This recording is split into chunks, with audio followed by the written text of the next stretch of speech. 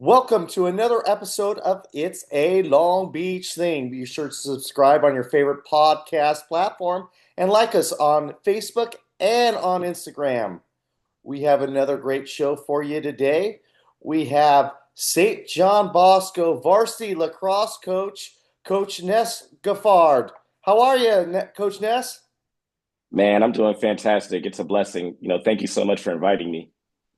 Well, I know that lacrosse is your passion, but I'm going to find out how you got there because I have a feeling that wasn't your first sport.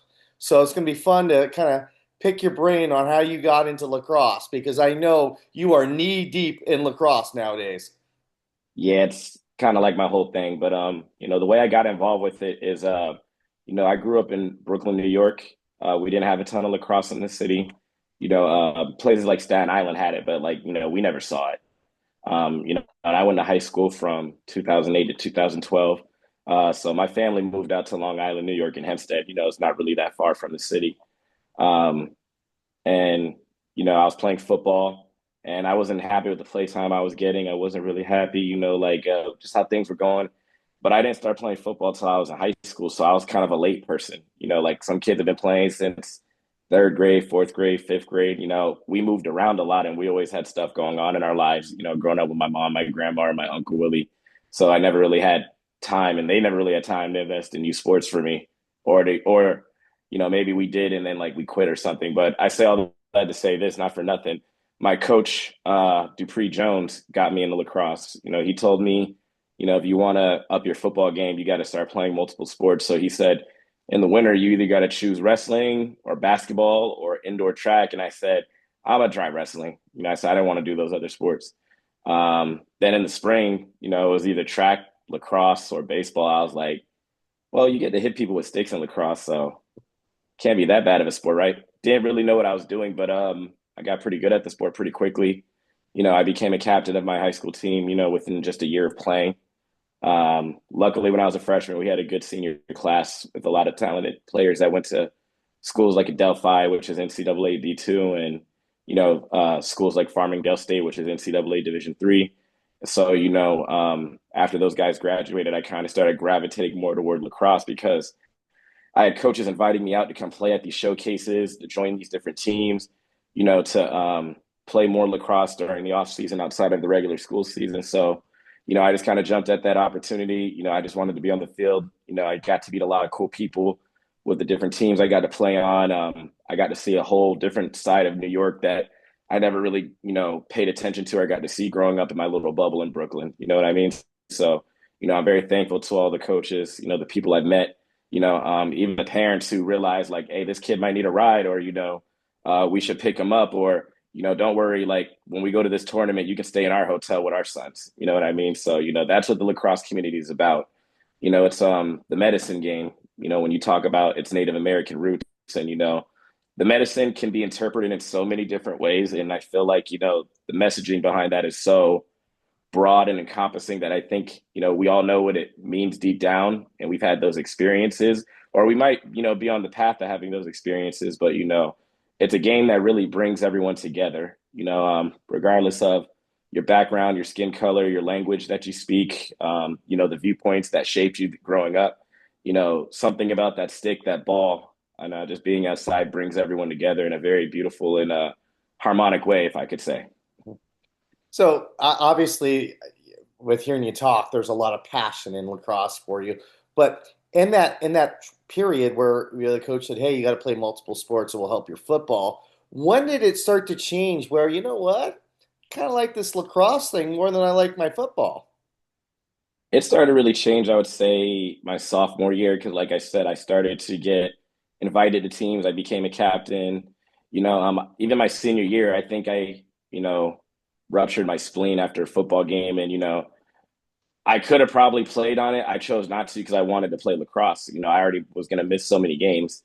You know, um, so there came a point where I just started, emphasizing football less because as you get older, it's like you get all these offers from these schools, you get these coaches that show interest in you in a sport. I wasn't really getting that in football. I wasn't really getting that in wrestling. I got like maybe one school, it was like the Merchant Marine Academy back in the day, and I was like, I don't know if I want to go to a military school at the time. So I had way more interest in, schools in lacrosse at all different levels. So then, with your lacrosse background and being the captain of sophomore year, obviously you were a pretty darn good player. Where did you go to college? So my college background's kind of funky because I was a broke kid from, Hempstead, New York, that didn't really have any money, was under recruited, and just wasn't exactly the most ideal student on paper. So I ended up going to Nassau Community College. I got coached by George Powers and Richard Speckman, two legendary coaches at the JUCO level. I always tell people JUCO lacrosse is a lot like Last Chance U lacrosse. You'll get like 100 kids trying out for a team for like 40, 45 spots. The coaches run you to death. Sometimes they got to be very hard on you because you got kids that are came with bad grades. Maybe things at home aren't exactly the most strict. You get kids who go Division One, two, or three, or NAIA, and they get kicked out of school their first year for maybe drinking, drugs, or having bad grades, or not following team rules. Like every place is different. You'll get kids who maybe had a baby, with their significant other, and then they had to drop out of school for a little bit. Then they decided to come back while they still had eligibility. When you're in JUCO, you see pretty much every situation you could think of. Um, Even kids that didn't have the best grades, and that might have been the only place they can go, or you're a combination of all of those, and you're poor. Because the thing about these community colleges is it creates this opportunity for us to go get our education if you don't get into a 4-year school. So you're going to get a lot of people in different walks of life. I've even seen guys go into the workforce, and then come back, before they're like 25 or something and still try to play because their eligibility is still there. I've seen guys like my homie Nick Tobin. He went into the Navy and came back and then played at Nassau Community College, and now I think he's coaching at Hicksville High School. Last time I spoke with him, so just everybody has a different story at the JUCO level, and then after that, the sad news is about that team is I didn't even make the team my first year. Didn't even make it the second year. I tried out both years, and unfortunately, I didn't make it, and I ended up going to University of Albany afterwards. Now, I didn't play Division One. I did try out for that as well, but I ended up playing club lacrosse just with my friends and still enjoying my experience in college, and just staying true to the game.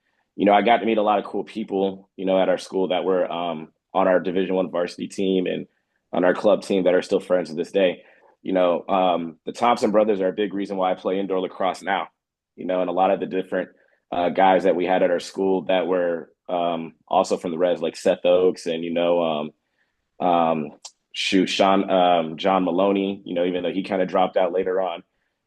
These guys, really encouraged us to go on the indigenous reservations and play lacrosse, or to do more indoor lacrosse because it's very different from field lacrosse. So you're going to see a lot more Native Americans playing it and Canadians. Native Americans playing it mainly because there's a point when Canadians started to put the rules in for lacrosse. They banned Indigenous people from playing at one point because they were too good. So there came a period of time where Indigenous people could only play indoor lacrosse, and they forgot how to play field lacrosse. That's why, like in the 2013 World Games when they went to Denver, that was a really important time because they hadn't played field lacrosse in a while, I think. Or actually, no, not true. It was years before that. It was probably like the 80s or something like that. But that 2013-14 year was like the year they actually like placed third in the world. You know what I mean? So, and then the Canadians were always, playing indoor lacrosse, just because it's cold up there. They had hockey rinks, and it was easy to convert your hockey rinks, to box lacrosse rinks, when the summer came, so that's one thing I will say about my college experience. I didn't play Division One, but like I said, I went to a school that had a Division One team. I tried out. I played on the team most of the fall, but when the main season came, I just wasn't good enough to make the cut. And but I don't regret my experience at all. I had a great time. I think a lot of people think it should be D1 or bust, but I don't think they understand. It's like everybody has a very different and unique journey. And I know a lot of guys that have gone Division One, they don't even like lacrosse anymore. They don't even play it. They're sick of it. They're fed up. And then some people didn't even really like the sport. They just, did it because, they got a scholarship and someone told them they were good at it. And, it made them feel good. And they wanted to get their education. And that's okay. I mean, like I said, everybody's got their different reasons for playing. I actually love the game, so it doesn't matter like where I am in the world or what level I'm playing or who I'm playing with. I'm gonna want to play, or I'm gonna want to coach now. I'm not really playing that much anymore.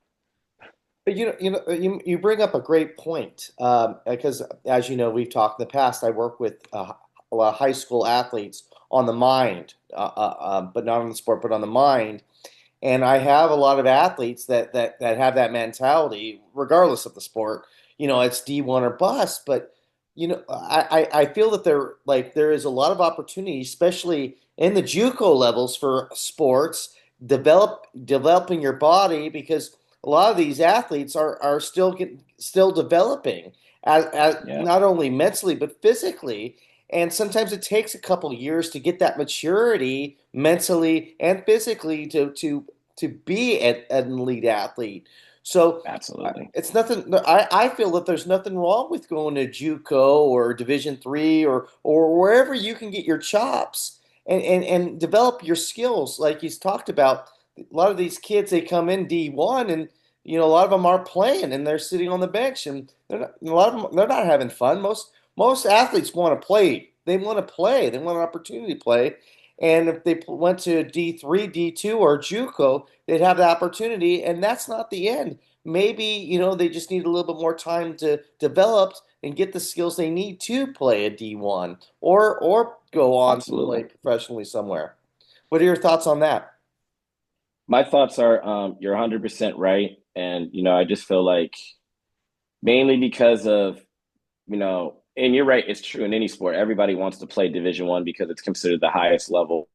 But I would say, like, look at how many people don't play Division 1. Look at how many people that do play Division 1 and don't go pro or don't coach or don't become referees or don't stay in their sport or continue to advocate for it. Just look, if a kid, is a D1 or bus guy and they're not D1, they're just going to miss out because they're probably not going to settle or they're not going to take an opportunity just because they don't perceive it to be a good opportunity. Even though it might be the best opportunity for them, they want to be on a Division 1 team. But I know guys on Division 1 teams right now from California that aren't going to get in the game. You know, um, their club lacrosse programs are going to talk about how they got recruited, but they'll never talk about how they never got in the game all 4 years, or they got into one game in 4 years. You know what I mean? And some people want that, man. Like some people are okay with riding on a team, and if the team's doing kind of good or they're winning and they're not getting in, they're happy to put the jersey on and be on the sideline. And in this day and age, man, a lot of things are about clout. What I'm learning with this generation, and I'm not trying to sound like an old man because they were saying that about me when I was a kid in our generation. But the difference is, we didn't have NIL. Like, yeah, there's athletes in private schools and, probably people paying kids and universities and whatnot, going back as far as Eric Dickerson playing, football, but sports used to really be about exposing character, building character, going through a struggle with your team, learning how to work through, hard situations and be resilient, learning how to communicate with your teams, understanding how to communicate your feelings and how to put those aside, when there's a common goal at hand, just how to condition your body, discipline, all these, things that, we would do to callous our minds and callous our, beings. But now, a lot of things are about money now. It's very much about that, and what you're going to start seeing, I think, from these kids that want to go play at the next level, especially on the football side and the money sports, the big four, big five sports, some of these parents are going to root for them, because the parents want a lot of money, or maybe they don't want to spend a lot of money on school, and they're going to try to always think about the money and not think about what their kid wants or what might be best for their kid. Like your son might be offered a full Division 1 scholarship, but is he really Division 1? You take that now, he's in there 2 years and he doesn't do jack. Now they're telling you we want to take 50% back from him to give to another player because, we don't want to go over our budget limits, and Mhm. now you got to make a choice. Do you want to pay any money and stay there? Do you want to say no? And then the coach gets mad at you and then maybe they kick you off or, maybe, you just don't get in the game or something like that. Different circumstances, situations happen. Like you see coaches leave schools all the time and players transfer out. You see coaches go to new schools and new players transfer in because their guys there now. And the money just makes it so much amplified and in your face. It used to just be like yeah, we're giving this kid free books, a free education, a dorm room, barely, anything else, and a meal plan. And now like you got guys like I work at St. John Bosco, dude. You got kids pulling up in cars that I've never even been in, and I'm 32 years old, and I'm just like, good for you guys. But at the same time, I always tell my lacrosse boys this isn't realistic because you guys play a sport that's not a money sport. There is no $1 million contracts at the end of this shit. Like, you know, you guys got to be more focused on your education and the opportunities and the academic pathways, and the pathways, to a stronger positive network that this game will provide you. Like the guy, one of the main owners of Alibaba, he owns the San Diego Seals, the Vegas Desert Dogs. He's a lacrosse guy, went to Yale. You'd be surprised like what lacrosse people are high up in business or very influential people in the world, and you can get into networks like that by having something like that in common with them. So I tell kids, just it's not about like our football guys at our school, you're not going to have like these super nice cars unless, like you go to school and you get a good degree and you start a business or you go, into an industry where you can make some good money and then you make some good decisions and then you can have a car like that or better, but I got to always remind them, the stuff you see at our school, just like some of that's not realistic. Just when you get to college and you play lacrosse, if you go, you know, those kids are going to be pulling up in regular cars unless their parents are already rich, and they already were, you know, paying for lacrosse. And I say that because, St. John Bosco is a private school, but, you know, when I was coming into it as a public school minded person, because I went to public school, I thought, private schools were a bunch of rich, snotty kids, who, just had everything handed to them. But when you look at schools like Bosco and our whole entire Trinity League, we got some kids that don't come from the most fortunate circumstances. We are a Salesian school, and what that means is, not only are we committed to our faith, but we're also very committed to helping the less fortunate. So I think a big reason why I was hired to take that job in 2023 was mainly because my program always focused on those neighborhoods, that were considered overlooked, I underserved, want to and get to ignored. that, but I want to know from you in New Yeah, go ahead. York, you finish up college. How did you get to Southern California? How did you get to Long Beach? Oh, well, I came out here because I was working for USA Lacrosse on a contract in their Senкова department. It's diversity, equity, and inclusion. I don't think it exists anymore. But they flew me out here. They paid me, pretty well for a couple of days to run some camps in Chula Vista on the border. I came out here at the time I was working a job on Wall Street in debt consolidation, and I just, was paying like $2,200 a month for a crappy studio, one bedroom in Brooklyn at the time, taking the train to work. And, I didn't mind it. I liked it because I love New York City. But I came out here and I was like, dang, it's way nicer out here. Like, and I think it was the winter time. So part of it was snowing back home, but the weather was nice out here. So then, I just decided at that point, like, dang, like I'm 22 years old. I could take a risk. So I called my job that Monday and I said, hey guys, I'm not coming back. I quit. Well, not true. I took a vacation first. Then I told them when my check came, oh guys, I quit. I'm not coming back. I didn't give them a 2 week notice. And then I said that to my parents. I'm like, yeah, I'm not coming back. I'm like, they're like, why not? I said, well, I said one, because I was adopted by my high school teacher, because I was dealing with homelessness when I was in high school. I said, you guys are selling your house and you're moving to Florida. You know what I mean? Like my grandma still lives in New York. She's still in Brooklyn. My mom's still somewhere on the east side, but like, now that you guys are out the picture now, like there's no real reason to stay. I mean, I got a lot of family there still, but I'm like, there's a whole world out there and there's other things I could go do. So I said, let me try the California thing for a little bit, So I was doing construction shortly after doing that contract, and I kind of focused on that, getting my money up.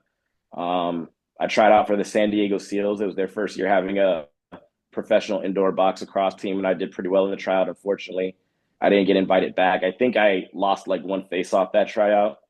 I always show the kids that film, because I tell them like you could still be good and not, get offers or get the, outcome you want, But sometimes that's how life is. You just got to keep going. And then I found myself coaching in Irvine because my boy Brendan Murphy was out there, who also went to University of Albany. He was an alumni, and I saw him a lot at our alumni games and things like that, and school functions. And I coached at Woodbridge High School for a couple of years. Around that time, I think that was 2018, 2019. I helped Tom Sutphin start the Milliken lacrosse program at Long Beach. So that was like my first time in Long Beach at that point. I didn't stay at Milliken because I was already technically at Woodbridge, and it's still summertime. So, we haven't played any like actual games as a team, but like I already did the paperwork. I already got cleared. I already did all that stuff. So I couldn't just drop out of Woodbridge and go to Milliken, but I did help them get their liability waivers up. I did talk to LBUSD about, renting the fields and stuff and what we were doing out there because they didn't know what lacrosse was at the time. There was no more league for lacrosse. I think at the time, Poly had a team. One of the families over there really was adamant about getting it started, and they were getting their thing going. But I had no idea or anything about Poly. And then the pandemic hit after working at Woodbridge High School for a couple of years. So obviously, me being a substitute teacher, not being an essential worker, we're off of work now. We can't work. We get unemployment checks, which I applied for, and stimulus checks. So I decided to take my chances. I went to Mexico for a little bit, spent some time in Baja California, mainly in Los Cabos, Cabo San Lucas, La Paz, and then I at some point took the ferry over to Puerto Vallarta, and I stayed there. And then I flew back to the United States. I was there for like a month. I What I was doing in that month is I wasn't vacationing. I just needed some quiet and tranquility to focus on learning how to run a nonprofit, how to start one, the paperwork it takes to file it, the state requirements, the federal requirements, the tax requirements, and just trying to also see what everything was going to cost, and just having a real solid plan. So when I did get back to the States and the pandemic did end, that we had a plan, and then I started Black Star Lacrosse as those pandemic social distancing rules started to loosen up. We started How did you practicing come with up with the max name on. Black Star? How'd you come up with the Oh name yeah. Black Star Lacrosse? Oh, there's a lot of reasons for that. I'm a grown up in Brooklyn. We love Tyler Qualley and Mos Def. So I was thinking about the album and the group Black Star, but also deeper reason for that was Marcus Garvey. This idea of the Back to Africa movement and having pride in your people and trying to uplift your community. But the biggest reason I'd say is I really like rock, punk rock, hardcore, post-hardcore type music. And the color black in Western society has always been seen as like a bad thing. Like you see a black cat, bad luck type thing, but and that genre of music, including metal music, whether it be new metal, death metal or like hardcore metal or something like that, like black is considered like, rebellious. It's considered different. It's considered like, the system is rigged and the system, isn't, treating everyone the same. So like now black is, something that has more power. You know what I mean? Black, like means that like we're not going just against the system, but we're trying to change the system and redevelop it so it can benefit everybody. And I always felt that the landscape of lacrosse was always um, never accessible to communities of color, and I always felt that it was never accessible to communities that were, middle class or lower income. And I wanted to change that. I was one of those kids. I grew up stealing lacrosse sticks out of Lacrosse Unlimited.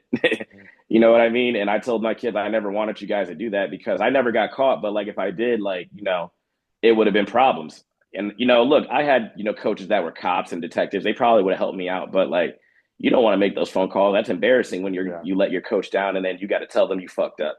Yeah. So I'm lucky I never got caught. Coach Mike, if you ever see this podcast, I'm sorry, Coach Mike.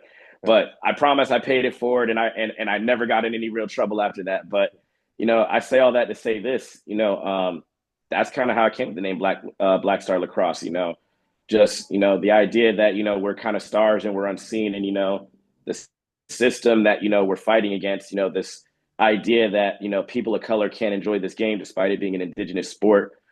This idea that, that's some white people shit, we can't enjoy, things like lacrosse too. I wanted to have, Black Star be that idea of a counterculture where, like, no, this is like something we do too, and it's normalized. No, this is something that we enjoy and that we take part in. You know, um, that's really where I got the name from. And that's kind of how I got it. So Marcus Garvey, the type of music I listen to, and Mos Def and Tyler Quali. I'm majorly influenced by music. When I'm hearing you speak, the word that's coming into my head is resilient. You are extremely resilient. And I'm wondering if you got a lot of that resiliency. You mentioned in the podcast here that you were homeless. So I would imagine did that almost become your superpower in a sense that hey, like I know what nothing is, so I'm not scared. Is there any connection there at Yeah, all? yeah, totally. Because when I tried out for the San Diego Seals, part of the reason why I think I did well during the trial is I really didn't have a place to stay. I was sleeping in my, silver truck that you might see me driving around and moving lacrosse equipment in. At the time, just you know, things weren't, going well with, trying to be a teacher and coach lacrosse. I had lacrosse programs in Orange County, promise me things and, you know, have me, work for them and I never got paid. I ain't gonna say who they are because it's not about trying to, you know, put like, my business out on the street and other people's business on the street. But, that was another reason why I kind of came to LA County because, I felt like with the different programs that I worked for that never paid me or didn't respect what we were trying to do or anything like that, I said, well, shoot, you look at these kids in LA, like, they're less than too. Maybe I should be over there with them trying to figure out how do we come up and make our own table instead of trying to get a seat at your table. So yeah, you could say that like it gave me a superpower. I've been homeless twice. Once in high school, because I got kicked out of my crib by my grandmother at the time, but I was under 18. But when I turned 18, I had a high school teacher adopt me because it was kind of sticky legally, like you adopting a student, who's on the, you know, you know what I mean? Like, so we were trying to like not get her in trouble at the time. They still did try to give her a hard time, but it's like, she has a husband. Her husband was driving me to school. He helped me get my license. He's the one who pushed me to apply to college because I wasn't going to go. Especially when like the only offers I had at the time were like Merchant Marine Academy and like, I had a couple Division II schools that were looking at me, like Lenore Ryan, but I just wasn't really that interested at the time, and just I ended up going to Nassau Community College because it was easy. I could drive out there, I could drive back home. I wouldn't have to pay for any dorms or anything or room and board. I knew I had all that at the crib. I worked at UPS while, doing lacrosse. And, you know, I would say that's kind of how that happened. A long way to answer that question. So then, how did you transition? I know you said you went to LA County. Is that when you transitioned to St. John Bosco then? No, I actually try to stay away from high school lacrosse. So when I left Woodbridge, I didn't coach lacrosse at the high school level for 5 years. I was only doing youth lacrosse. I hate high school lacrosse for the fact that, high school boys think they know everything. And, just it's really hard to coach them because sometimes their parents are too far gone. And what I mean by that is, they look at lacrosse as less than because it's a sport where we might not get the best athletes. We might not get, the most popular kids playing all the time. So they think their kid can come in there and just dominate. But, they don't realize like the sport's tough. You got to be able to catch and throw. You got to be able to make quick decisions. You got to know the rules. You got to know where the crease is. You got to know how to cradle really well. You got to know how to have like these fine motor skills that you just don't get in other sports. Every other sport's at the expense of your limbs. This sport, you have a stick, that you have to master, hand-eye coordination. And, your son can be the fastest kid in the world, but it might not matter. He can still be the worst lacrosse player. It could help you being fast, but that doesn't mean you'll be good. It doesn't mean you'll be the top scorer. It doesn't mean you'll be the best defender, but it will help you a lot on defense. You know what I mean? So, you know, And you're I, not I that. came to St. John Bosco in 2023, but go ahead. I was going to say you're not that much older than these. I mean, I mean, these kids are teenagers, but you're 32. You're still a young man. So there's a I lot am. of stuff that you can relate to them in ways. I know you talk about the different generations and the NIL and all that stuff, but you're not Yeah. that much older than them. So there is still some relatability that they can look to, you being a younger man and a younger coach with a lot of experience.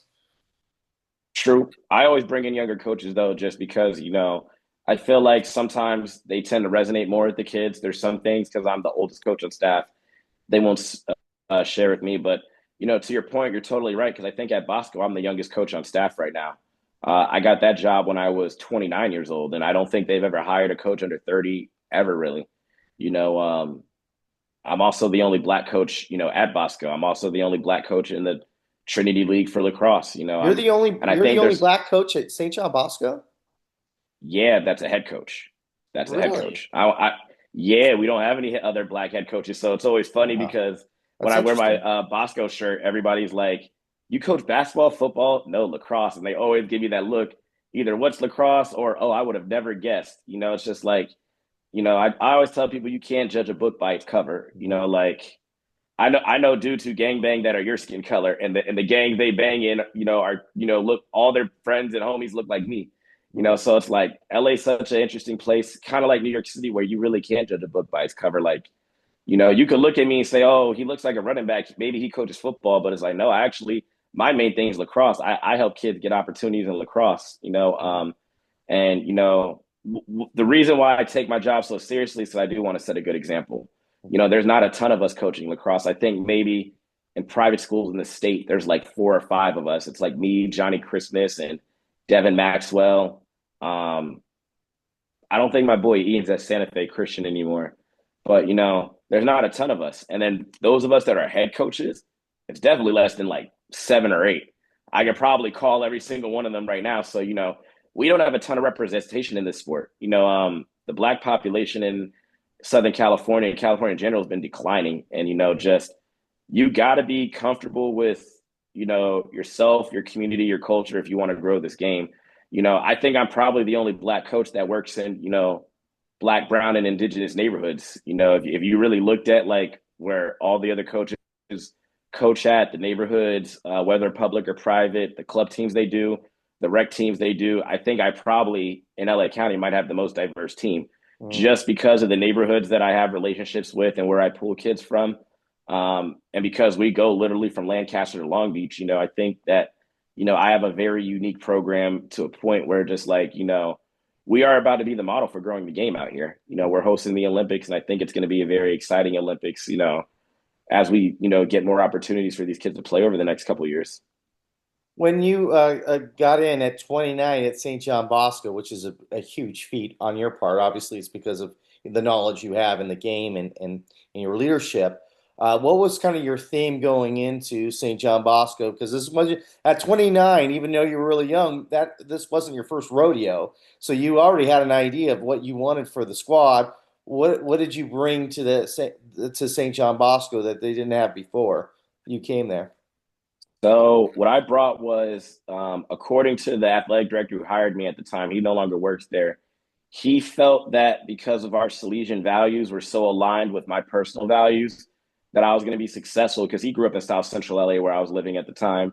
And, he saw that my program was based out of there in Inglewood when I first started. And then we expanded to Long Beach and other parts of the 562 trying to get more kids to play. And, he said, like, yeah, that's exactly what we want. We're going to need a guy like you. He said, look, the last coach, um, once again, I ain't going to say his name. I'm not trying to make anyone feel any type of way or anything. I'm just telling you what was told to me when I was in the interview. He said to me, guy was charging too much money. It was mainly about the richer, whiter, wealthier kids. They weren't really pulling from certain neighborhoods, the way they could have been. And that might have been partly true because I knew the coach and I said, nah, he's got kids from Compton on his team. He's got a couple of my kids too, like, and that was the main reason why I even got the job. Like I had parents when they parted ways with their old coach, they were calling me like, you should apply for this. I said, you got to advocate for me to get the job. I'm like, I could apply, but are they really going to look at my application? So you had parents writing emails and calling people and, Hmm. pushing this athletic director to interview me. I don't even think I put in an application. I think they just called me. We Hmm. had an interview and then we went from there and the interview went well. And then I ended up coaching there and substitute teaching there that first year. And, just, I think what I really brought more than anything to that school is I wanted lacrosse to be respected the same way football, basketball, baseball, track, and wrestling at that school or any other school is respected. You know, um, Football literally has days of the week carved out for it. Fridays for high school, Saturdays for college, and Sundays for NFL. And then Thursdays for NFL, Mondays for NFL. And then there's other days in between. They probably throw a random college game in there, a high school game if it's like a JV level or the only time they can get the field, or maybe it's women's football, flag football. But when I got to St. John Bosco, those kids were like nomads, man. We didn't have a real place to put our stuff. Like, lacrosse is an equipment heavy sport. Like we didn't have a place to really put our stuff, like our helmets, our gloves, our lacrosse goals. Because lacrosse goals, if you get those nice ones, they may be like $6,000. You don't want to leave that stuff outside where it might rain in the winter in Southern California, corrosion happens, and then it damages your goals. And then maybe your soccer kids at your school start messing with it, and then it breaks a little bit more. And then now you're finding yourself spending 6 grand every year on lacrosse goals because you didn't have the right storage. So, I'm really big on doing things the right way, and I can't not have them the right way. So I fought really hard for St. John Bosco to have a storage container to store our lacrosse goals, our uniforms, to store our training equipment, to store our canopies for when we do have rainy games, because I advocated for that too. Bosco never had this stuff before, despite being a Trinity League school. Everyone, that's why I said everyone perceives it to be a rich kid's school. But like, if you were to compare our resources with the Mater Deis, the J. Sarahs, the Santa Margaritas, even the Servites, you'd realize we probably have the least amount of resources. And, you would think if you looked at how all our programs are, that our school and Olu really don't want lacrosse programs. They're not really doing the things, in my opinion, to make space for the programs in terms of making sure we can run programs at our schools and, get kids on campus so they could see our campus, see our coaching staff, and maybe decide they want to come to school there because they know we have a team and they know, we have a good academic program and we have options. And we've had kids that have come through here that have went to schools like Dartmouth, played lacrosse. We got a kid, Don Perfetti, going to Syracuse playing lacrosse. We got a kid named Rylan Connors. He was the #1 scorer in the nation last year. He's going to an HBCU called University of District Columbia, and you have to care about these things. So at the time, like, we didn't have alumni games. I was the first coach to bring alumni games, and we're now 3 years strong in alumni games. And every year we get more guys coming out. I'm finding alumni that played lacrosse, like, that are my age, and they're married. You know what I mean? And they're, still wanting to come out and support the program because it meant a lot to them in the past. Mhm. I'm finding old coaches. I'm like, even if you guys parted ways with Bosco in a bad way, come out to the alumni game because there might be some kids out here that really fuck with you and they want you to be part of this experience. Like, Mhm. just because I'm the coach now, you're no longer the coach doesn't mean you're not part of the community anymore.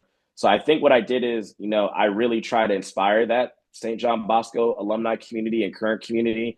I fought really hard against our administration and the people in power to get things that we never had. Right now, I'm fighting for a locker room. When I first took the job, I gave our CEO, who's no longer there anymore, Brian Wickstrom, a 5-year plan. And I said, year 3 was the year I built a locker room, and the reason we needed that, it's because at St. John Bosco, we just don't have a ton of space, our football stadium is only for football. It's not a multi-purpose field, so we can't play in there. One side of our locker room is for football only. We're not allowed to go over there. And then the other side, it's like you're going to stuff all the other sports into one locker room. So I said, okay, one of the things we're going to need to do is build our own locker room. We won't have a bathroom back here, but at least if our kids have a place that's safe, ventilated for them to leave their stuff, they don't got to take their stuff into school and have other kids picking up their sticks or their equipment or Mhm. stealing some of their stuff just to mess with them, or their stuff goes missing because maybe they left it in a class. Like, real lacrosse programs have these at the high school level, at the college level. And I consider myself a real coach. I consider my program a real program. But like I said, I grew up in Brooklyn, New York, and I played lacrosse on Long Island, which is a hotbed, so I can't expect people in Southern California who didn't get the sport to like the 90s and it was mainly private schools and rich kid schools to really understand, the Native American background of this and the medicinal parts of this and how important it is. Like, football is king here. Baseball is king here. Basketball is king here. And, this sport has very unique needs. And most coaches I know in Southern California would agree with me in lacrosse.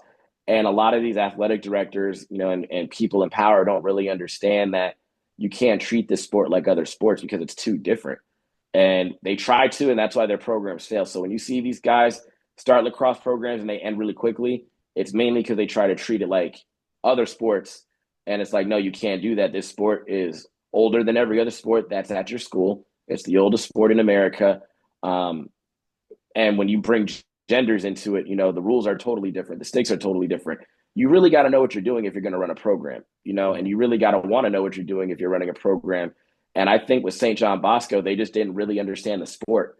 I always ask, why hasn't an alumni stepped up and taken this program over yet? It seems like in all our other sports, everybody's an alumni. From Jason Negro, our football coach, he went to Bosco. Our soccer coach, David Sabet, he went to Bosco. Our basketball coach didn't go, but, some of his assistants went to Bosco. Our wrestling coach is a Bosco alum. So very few of us in that room are Bosco are not Bosco alum. I'm not a Bosco alum. I couldn't afford to go to private school when I was a kid. I just told you I was homeless as a high school teen. I would have never been able unless like a coach or a counselor there really advocated for me or a teacher, and they figured some stuff out, which is the beautiful thing about, schools like that. They can, do certain things maybe that a public school can and can't do, or maybe they have community members that are going to step up and do things, that typically, people in the public school community may or may not do. But I say all that to say this, I just made the school have to respect the sport more. Like there's times where we won games and it never got announced in our daily announcements in the morning. There are times where we won games and they never got written in our weekly emails. And, I pressed them about that. I told parents to press them about that. I said, I know we just became a CIF sport in 2018 and we're the newest CIF sport on our campus. And I wasn't here when it started. I was at Woodbridge when lacrosse finally went to CIF and it was no longer club, because it used to be the different foundations would handle the playoffs and do the club stuff. But now that it's CIF, all that stuff gets paid for by schools, So that was a huge shift for us in 2018. And I wasn't here to experience what it was like before. So I'm like, this is how it's supposed to be. This is how it was when I was, playing on the East Coast. Mm-hmm. And, at Bosco, just I'm not saying the past coaches weren't serious. I think they just weren't as tenacious as I. Like there were certain things I did that was unorthodox that probably would have got me in trouble. You know, I was sending emails to our CEO every day. I was knocking on his door every day. I was being a pest, like, hey, we need the storage container. Hey, we need the storage container. Hey, the football coach wants his, closet in the locker room back because that's his side. Like, you guys got to get this for you. You got to get this for the team. I had parents writing emails. I had them, I poked a lot of people, and to the point where they might have disliked me a little bit. I may have pushed people that didn't want to be pushed. I made them do things they didn't want to do, even though it was the right thing to do. And, I just never stopped. And that might have rubbed some people the wrong way. I don't care, because like I told them when I took the job, I'm here for the kids. And I said, if we're not going to put the kids first, I'm not coaching. And, at the time, Eric Lane said, no, we're going to put the kids first. But like, you have to understand, it's such an interesting school because, we don't even get an opportunity to use our weight room. We have two weight rooms at Bosco. We have a really nice one that the football team uses. And then we have one, I call it the Rocky weight room because I grew up watching Rocky, and that was always like my thing in the back of my mind. Like, all right, when shit gets hard, you need to be like Rocky. You need to be on some like, this ain't shit. We've been through the trenches already. We're going to take care of it. So we have a Rocky type weight room where it's old. All the stuff is old. Things are falling apart. That's where we can work out. Track can work out, some of these other sports, but mainly just football like has their own weight room. You know what I mean? And then they started letting basketball use it after a while. They won a championship, and they started letting baseball use it. They won a championship. But like, and Bosco's allowed to do that. We're a private school. Like if they want to sequester parts of the campus to certain teams, I understand that because probably their community raised that money. So I don't get upset at it, but I do say things like to my athletic director, like, hey, we shouldn't play Santa Margarita Mater Dei or J Sarah, because if we do now, those guys don't have those problems at their schools. Like if you really look at those schools, they don't have football stadiums like Bosco. The only one that does is J Sarah. So that's a huge recruiting tool for our football program. But I always laugh when we have eighth grade night at Bosco and I see lacrosse parents walking in there that I know that either played in my program or played against my program. They think they're playing in there. And I just laugh because I'm like, no, we're not. And I'm like, I wish they would tell them that before they come to the school. Because I once had a kid sign up to come to the school. And, when he realized all our games were at 3:30, he left. He went to Loyola, mainly because his dad doesn't get off of work till later, and he thought we were going to be able to play night games as a varsity team. I said, no, dude, we got to finish playing our games by a certain time because our field in the back that we really play on doesn't have lights. So, we got to be strategic in how we schedule our games. I said, if we do want to play a night game, we're going to have to go to Long Beach Poly or like a place with a stadium and lights, or Bellflower High School or something like that, or Downey High School. And then we have to rent the field, and then we got to work with their schedule, their lacrosse team that they have in our other spring sports.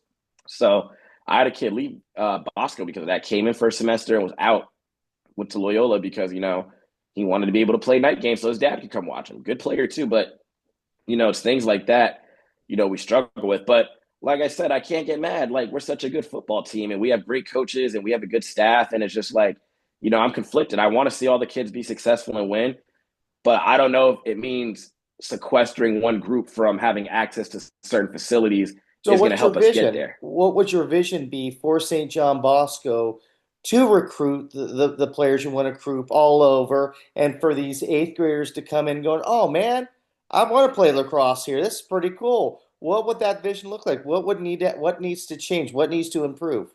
What's going to need to change is, we need to be the kings of spring, like I've always told our boys, and I tell every other sport. I'm saying like we got to have our own locker room. We probably at some point need to redo our field that we share with soccer. Because if you look at Bosco, all of our facilities have been updated. Like our baseball team has got a whole new stadium, training area. Football got a brand new stadium. That's why they're playing at Cerritos for a couple years. You know, even wrestling low key, I think got a new wrestling. No, no, no, no. They renovated the wrestling room. They didn't get a new one. And when you look at all these sports, you're like, dang, everything else is getting redone. But like lacrosse and soccer field, track, not really getting redone. They did clean our track last year really well, though, I will say. But for us to be able to compete with those other programs, I think the first thing we're going to need to do is we got to start letting our star football players play lacrosse at Bosco. I watched the other day Santa Margarita win Division One, and that kid number 4 was a lacrosse guy too. So was his brother. Um, I forgot his name. Number 4. He was the Trinity League Player of the Year, I think, last year. He's a wide receiver. He had the best game out of any other kid, and I'm just like, but you look at these receivers in the NFL, they'll even tell you like lacrosse is the best sport to play as a wide receiver in the off season. Like you could run track, but like if you're already fast, like you could do track drills every day. You might not really get that much faster. Lacrosse is a little bit more dynamic where you got to dodge other people trying to hit you, navigate your way through them, stop What's them the from. argument for them not playing lacrosse over track? The argument would be like, oh, they could get injured, or this kid's really good at football and they're committed to other sports. And the reason I don't buy that excuse, Paul, is mainly because we have a kid right now in St. John Bosco basketball who's committed to Syracuse University for lacrosse. His name's Dominic Perfetti. He is spending way more time playing basketball than he is playing lacrosse during the year, and that's a fact. And he will miss games for a sport he's Division One in for basketball, and I'm okay with that because what I tell his coaches is like, look, I don't want you if you're in the playoffs. You think I don't want you guys to win? You think I want to just take a kid off your team who might mean something, even though he's not your top scorer, he's not your top rebounder, he's just your tallest guy that you have on the team. You think I want to take that away and ruin the morale of the team, and then they can't go? What I do is I look at the basketball schedule and I just schedule around that. I look at when the playoffs are. Now, if they move a game and there's a conflict, there's nothing we can do. But I told him, look, man, like if our games are on different days, I expect him to be there at the games. Um, and if there's a game the same day and you guys are in the playoffs, I'm going to say the playoffs takes priority because one, we're probably not in our league that early in February, and then two, if we are going to miss them, let's miss them for games earlier in the year, not when it gets to the nitty gritty part of the schedule. You Mhm. know, um, and that's the issue I think we're going to have at St. John Bosco is sharing our athletes.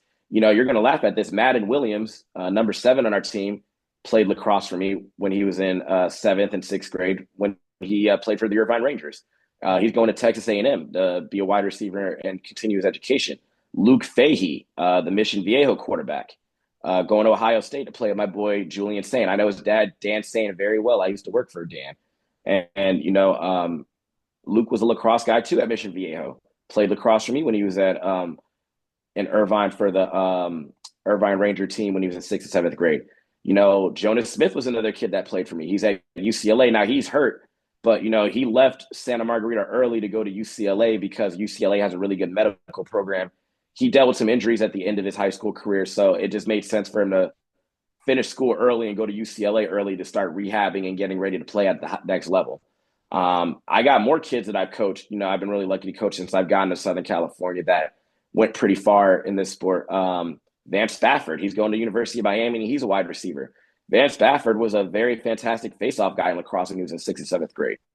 I didn't think he was going to go Division One in football. He was always a fast kid, but hey, you know what? He's going to my favorite school now. And he played lacrosse for me. And all these guys stopped playing lacrosse except for Luke Fahey. Now, Luke is a kid I would watch out for because Ohio State does have a lacrosse team. And I talked to his dad. I said, hey, man, it won't hurt him if he walks onto the team or talks to the coach or let him know he played a little lacrosse with me. You know what I mean? And his dad said, I don't know. We got to see how it goes because you know how football is. And, that's why I said it always goes back to money and it always goes back to opportunity. And, just there's no money in lacrosse, man. Like I coach knowing I'm not going to get rich. Players play knowing they're not going to get rich. It's just like you got to really love this shit. You Well, could go into a sport like football and not really love it that much because maybe if you're good at it, there's some money involved. But like yeah. you can't do that in lacrosse. You're not going to last. Well, two things. One is right now you may not they may not have money into it, but with people like you putting the influence with these younger athletes, one day it could change. One day it could be Mm-hmm. very lucrative. So today might be one thing, but tomorrow might be another. Yep. Yesterday's price ain't today's price. You are right about that. I mean, it is growing, but I think what's going to hurt us mainly in Southern California is like, look, man, we got the Olympics coming up in 2 years, and we're going to have, countries coming in. They're going to be looking at our lacrosse landscape. And, what I don't want to see is, the kids that go to Manual Arts High School or Fauché or any of the schools in South Central LA or John Muir who could walk to the Coliseum or walk to Bank of California Stadium and watch lacrosse. I don't want those kids to get left out because if they get left out, that's terrible because they could have walked down the street and been a part of it and, said, oh, this is something I'm a part of. And this is special. The kids from Long Island and Baltimore, when they fly out here to come see this shit or their parents, I know people getting chartered flights right now talking about they're excited for the Olympic coming from Baltimore and shit like that. You don't want to go into a stadium and it's mainly people from the East Coast and there's no locals out there, whether it be from Long Beach, Palmdale, or anywhere in LA County or Southern California in general. You want to have locals invested in it too. But, I think just where we are with the sport right now is just we're not getting a ton of community investment in, the communities that we need to. But we have reasons for that. We don't have enough coaches. The cost of living out here is very high. So if you are a full-time coach, you kind of have to run a pay-for-play model in wealthier neighborhoods to survive. So I can't fault those guys or girls for that.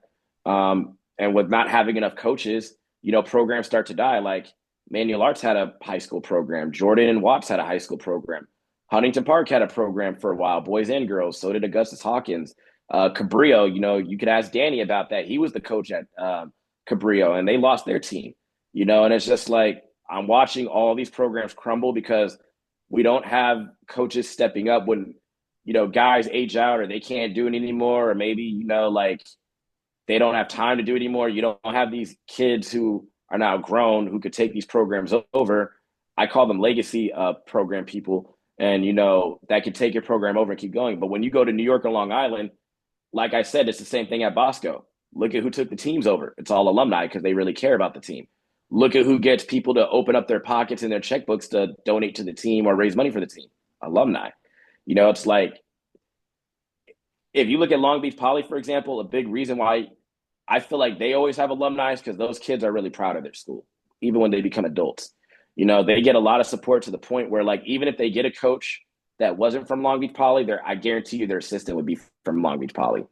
And it's the same at Milliken. It's going to be the same at Wilson, and it's going to be the same at Lakewood. You're always going to get somebody from that area that's really proud of where they went to school. And, I think because Long Beach is more of a sports city, it kind of makes sense.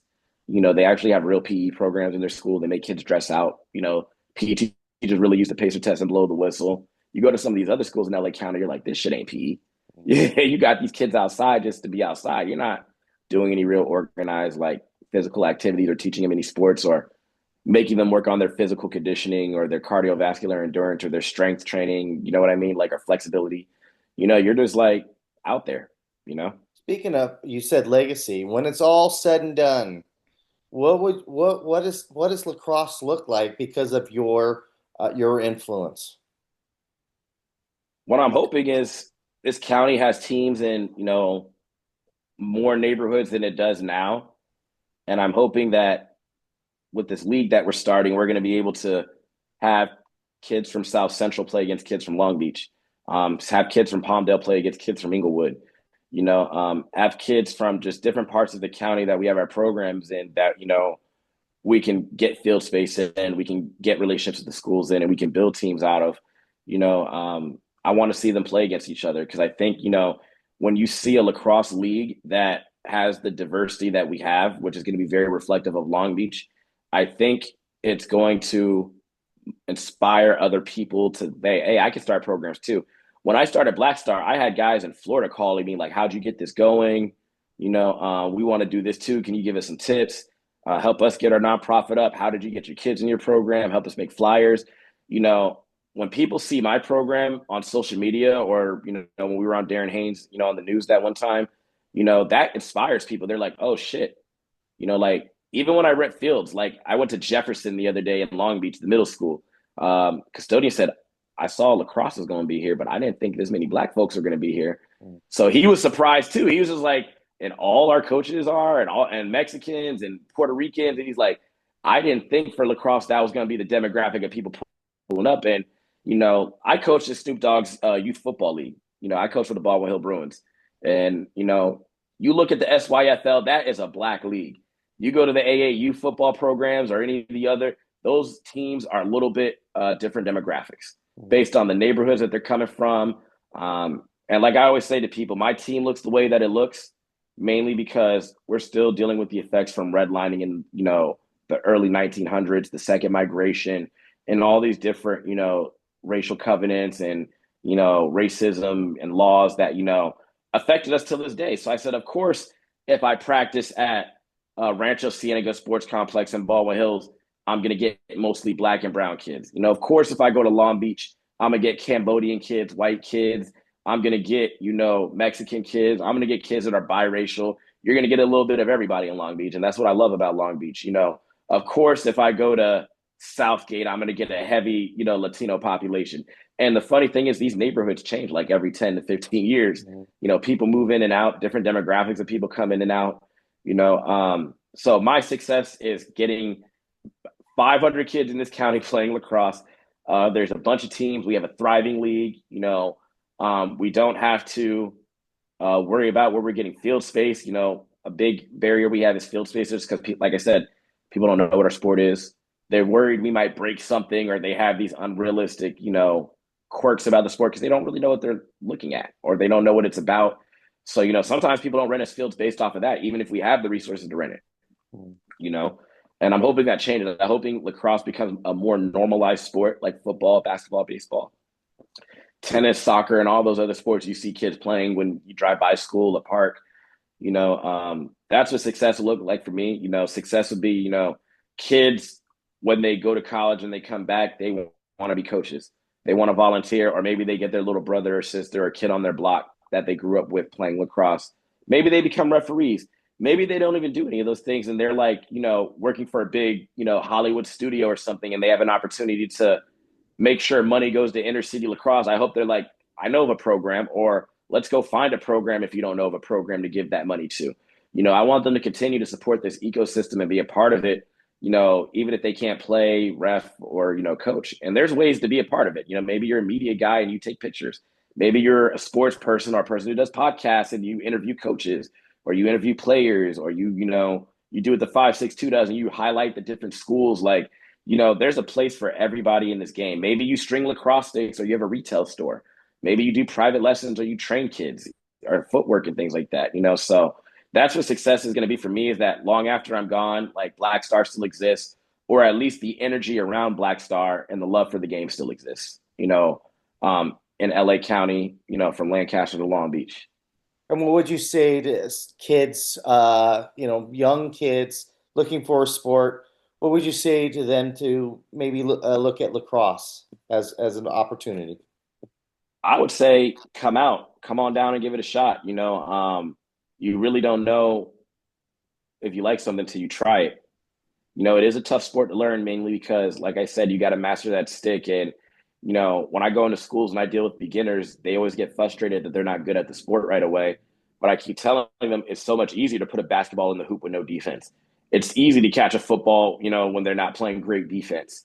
Like in lacrosse, you could get a wide open look on the goal and miss just because you tried to shoot too hard, or you didn't have the stick in your fingers. It's little things. So, it's tough because with it being a new sport and kids not knowing what it looks like to be good, we as coaches still got to play a little bit to give them that, visual perspective. And, it's a lot of hand-eye coordination. It's a lot of running. And, I always tell kids, the better you get at it, the less you might have to run. The worse you are at it, the more you're probably gonna have to run. So, if you're a kid, I would say if you try this sport, you really got to play a full season before you can decide if you like it or not. Mainly because if you come out there one day and you don't catch the ball that day, you're not going to learn to catch it one day. Probably less than 5% of the kids I've gotten in the past 5 years caught the ball their first time, their first try, or they figured it out very quickly, or, they, minor adjustments we made, they were already playing at a higher level than other kids. I would just say you have to, once again, be resilient, don't give up, and, be willing to pick up that stick every day and, work on those skills because it's so hard, man. Their parents don't even really know what the sport is. At least with baseball, like your dad can go in the backyard and throw a ball at you. Basketball, they could take you to the park and shoot some hoops. Football, you can go find a patch of grass or even go in the street and throw that thing up in the air. But lacrosse, like, you got to have a stick. You got to go find a wall. You better have a ball. If you can't find a wall, you better get creative and find a tree and be very accurate, or a brick or something to work on, a goal to shoot on. And, that's not easy. And some parents, if they don't really know the sport, they may not know how to support their kids. So my job as a coach and as a person growing the game is to do everything I can to try to change that and educate parents and educate kids and give them that opportunity. So any new kids, just don't quit, stick with it.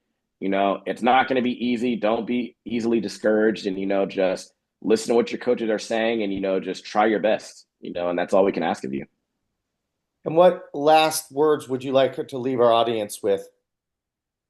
Last words I'd like to leave the audience with is, when you come into this world, you don't have a choice of what you look like, what you sound like, the language you speak, the viewpoints that shape you and things like that, growing up or the circumstances you're exposed to. But you do have a choice and a decision in what you do with those things. And, coming into this world and seeing how things are, that's kind of why I got into social entrepreneurship. I wanted to use my entrepreneurial background to try to make a positive change in our community by creating, options after school and on weekends for kids that normally wouldn't get games like lacrosse. Like I feel like in Southern California, there's a lot of opportunity to do different activities. The weather's good here year round. So kids have to make a lot of decisions. But, if I drew a map for you of where all the lacrosse programs were for youth, it's like every single one of them's on, the west side of the 405 freeway. The only ones that are really like on the other side of the 405 freeway, and that's going all the way to Orange County, is probably me, maybe Culver City, and I want to say maybe Harlem Lacrosse, but then you go to the South Bay, you got like Westchester, Santa Monica. Santa Monica has two teams, the Dragons and you know, um, the Vikings. Then there's West Side Bears, and there's Leverage, and there's El Segundo Eagles, and then there's South Bay Sharks, and then there's Trident. Look, see that? That's already like 6, 7, 8 teams on one side of the freeway, and you haven't even made it to Long Beach yet. And then you go to Newport Beach, it's even worse. Huntington Beach, it's even worse. Like the game hasn't really grown the way it could have because, like I said, we've really had to be catered on to beach cities. Those communities are perceived to have more money, which is true. Bigger houses, willing to spend more on lacrosse. The perception is maybe those kids are a little less athletic, so they're looking for something like lacrosse to get into. Their parents were already okay with, spending a lot of money on sports. It's just like that's, or when they think long term club lacrosse, these kids can afford to do the traveling, the $3,500 teams, the $5,000 teams, and that's kind of where it's focused. And you kind of had to do that in Southern California when it started because, you got to fund these programs somehow. But luckily for me, I was creative enough to find another way. So, if there's a will, there's a way. Last words is, you don't want to give up on your dreams. You don't want to give up on your goals, and you just want to stay resilient and, just don't take no for an answer. When one door closes, another one opens and, just keep at it. The only reason we're having any success right now is because I just didn't quit and I didn't stop. I don't have like a magic formula to this shit. Just all I can say is don't quit, don't stop, and just keep going. Right on. And before I let you go, I like to end it with a fun question. Where are your favorite places to eat in Long Beach?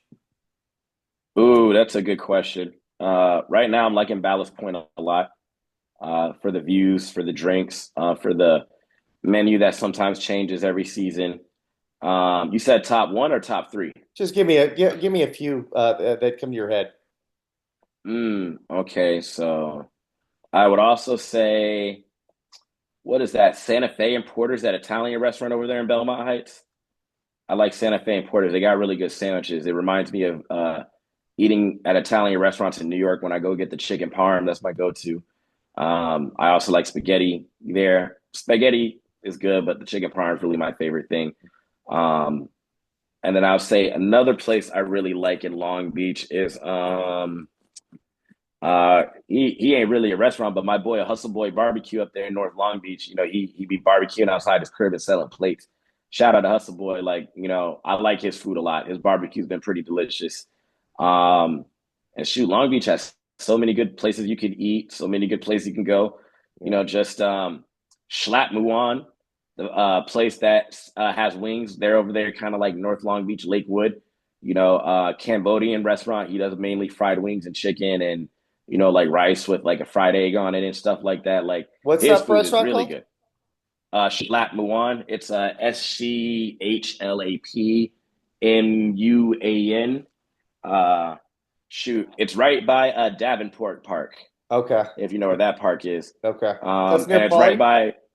No, no, no. It's closer to you know where the LBUSD headquarters is? Yes.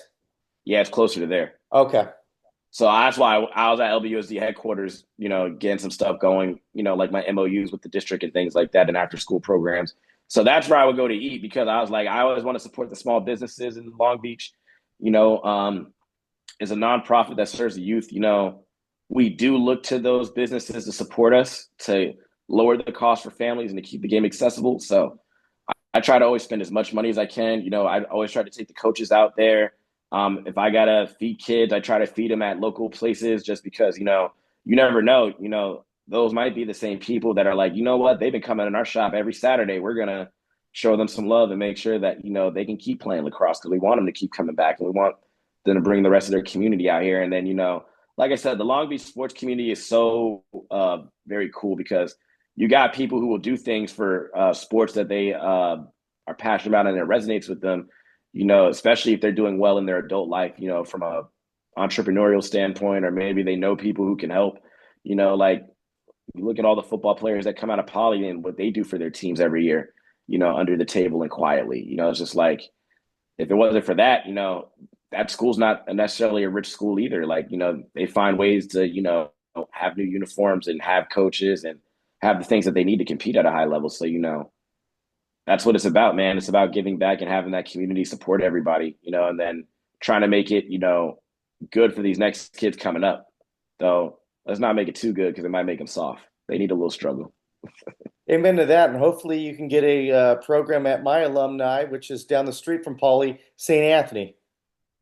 Yeah, you know what? We were talking about that the other day because I was like, it's amazing to me St. Anthony doesn't have a team.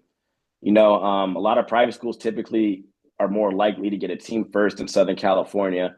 Orange County is the exception because I would say they have a lot of public schools that play. Um, but yeah, I'd love to see St. Anthony. I actually, tried to reach out to them about renting a field, but unluckily I never got a hold of anyone. But I haven't given up. I just got to keep reaching out until someone, says something. But they have a really nice sports complex. And I think, when I go into schools and I do lacrosse during PE, there's always a couple kids going to St. Anthony's. And we haven't really been to any private schools or any Catholic parochial schools yet. So, I know a lot of those kids are definitely going to schools like St. Anthony. I'd love to get a coach over there one day. I'd love to talk to an athletic director about starting a program over there.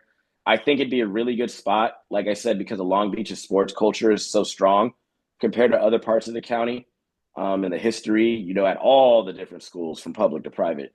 It's a very athletic city, and you can tell that they take sports seriously there. From looking at the dirt bags in the baseball stadium, Long Beach State sports, volleyball, basketball, women's basketball, Long Beach Poly sports, Milliken sports, Lakewood sports, just everything. Everybody takes sports there very seriously. And, that's why I want to make lacrosse an option because, we got to have that as an option in a city like that, and I think that Moore League is so important right now for lacrosse because that's one of the most diverse leagues in Southern California. I always tell the Long Beach kids, out of all the beach city kids, you guys should be the toughest beach kids. You know what I mean? And I always say, like, the diversity you guys have, you guys should have the best athletes when you can get them to commit to these sports like lacrosse. So, I'm very excited about being in the Long Beach community. Um, I'm excited to grow and, learn more about the different businesses there, the community, the people, the schools. I'm happy to work with all the teachers, the religious leaders, spiritual leaders, all the people who do nonprofits there, after school programs and weekend programs, everyone in Parks and Rec, politicians in the city council, all the way up to the mayor's office. I'm ready to work with you and I'm ready to do what it takes. And yeah, I'm gonna make sure I do right by this city and I do right by the sport. So we're definitely gonna leave it better than we found it. And I guarantee you, Long Beach City College is going to be the only place that has lines that are permanent on their lacrosse field for much longer. We're going to get some lines on some of these other fields permanently, and we're going to get the sport the respect it deserves. And just it just comes down to finding the right people and timing. You know what I mean? So Amen, Coach. Well, I appreciate your time. Thank you so much. I absolutely, can hear the passion coming from you about the sport and how you grew it. I appreciate it, and it's been a Long Beach thing.